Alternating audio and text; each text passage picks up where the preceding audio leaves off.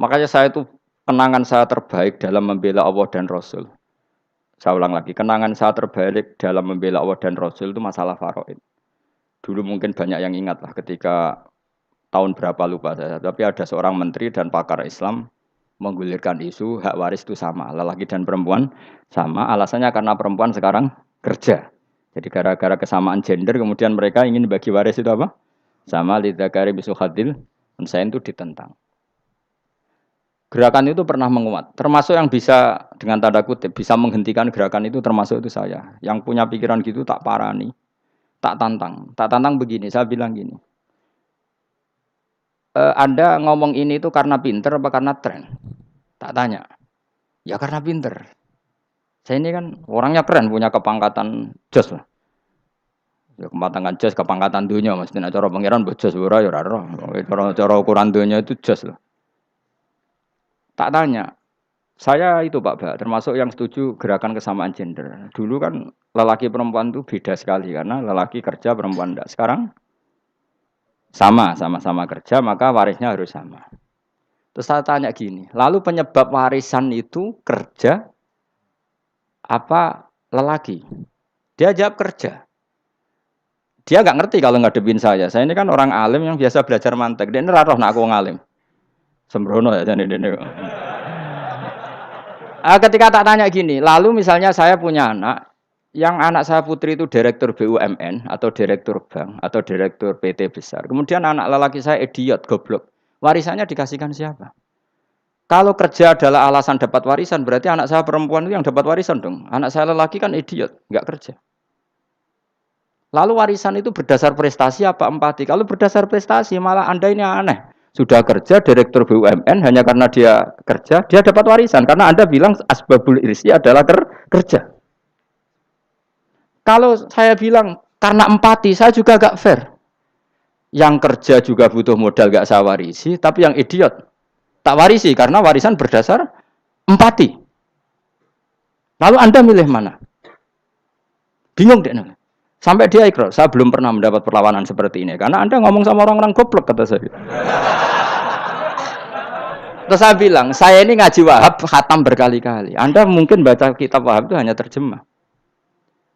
Maka menurut Islam, yang menjadi hak waris itu sebabnya zukurah wal unasah. Kelelakian menjadi dapat 2 bagian, keperempuanan menjadi 1 bagian. Dan itu Islam tidak mau urusan dengan prestasi maupun empati. Mujarrodul zukurah dan mujarrodul unusah. Sehingga dengan seperti ini tuh Islam nggak ribet. Coba kalau kamu pakai ilatul hukmi, pakai cara berpikir logika, malah ruwet. Karena tadi, kalau kesamaan gender itu karena perempuan kerja, lalu misalnya yang lelaki idiot misalnya atau pengangguran, warisan kamu kasihkan siapa? Kalau kerja itu menjadi alasan hukum, kamu kasihkan yang perempuan kan? Aneh enggak? Yang sudah kerja malah kamu kasih warisan yang nganggur? Enggak. Berarti berdasar prestasi atau berdasar empati. Kalau kamu dapat warisan, idiot dulu dong.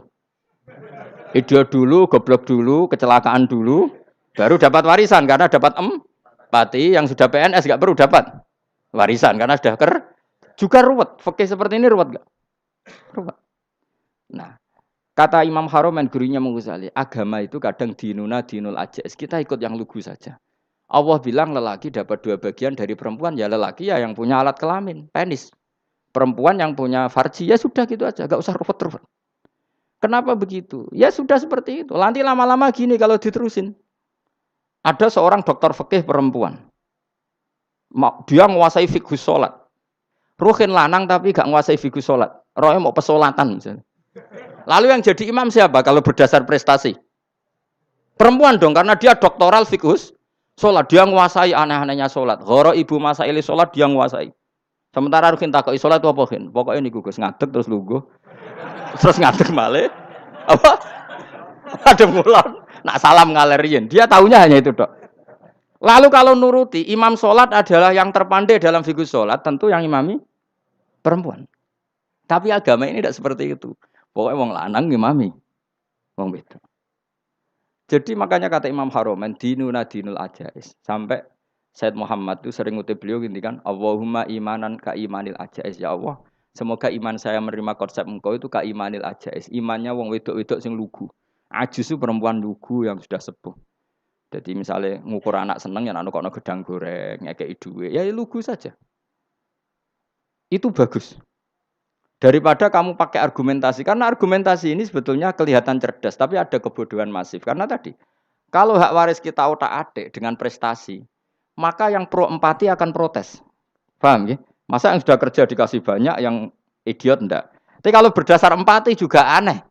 Masa dapat warisan harus goblok dulu, harus kecelakaan dulu.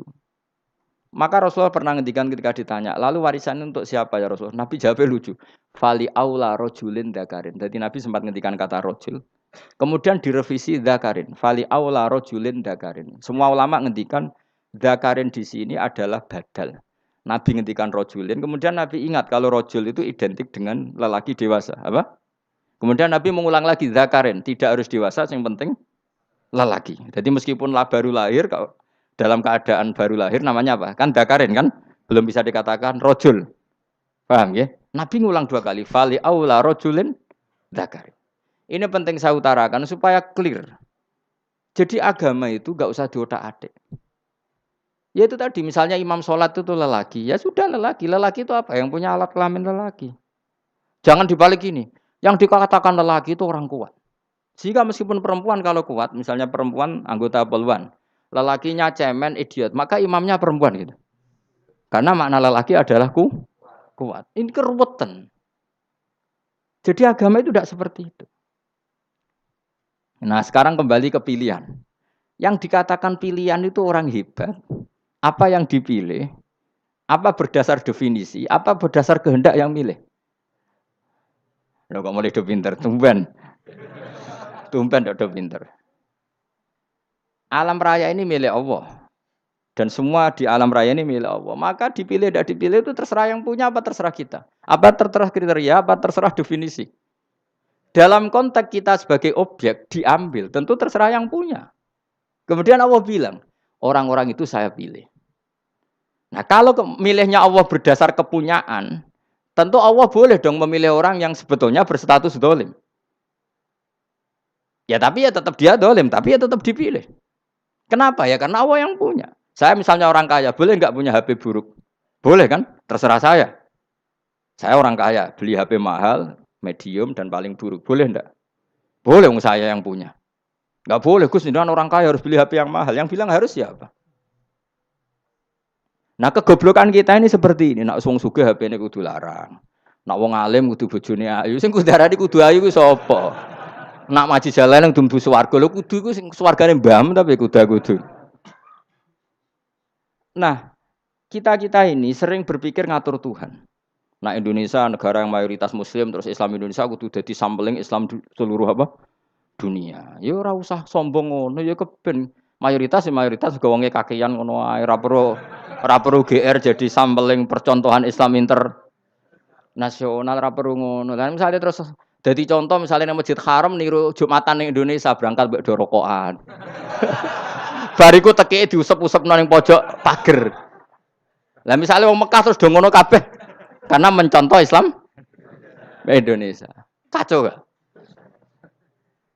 Ora usah GR ngono biasa wae. Napa? Biasa wae. Terus misalnya mencontoh Islam Indonesia nak ziarah Wali Songo terus tahlilan nunggu nganti setengah jam. Lah terus raudhah dikepung ngono rak macet Mekah Madinah. Mergo agar ziarah Nabi terus lungguh apa? Sak jam. Nak ning wali sak jam ning Nabi 2 jam lah kira-kira gitu. Ya malah nganyak Kanjeng Nabi tuh. Nabi sekaruan afdhalul khalqi mbok dongakno wa maghfir lahu warhamhu.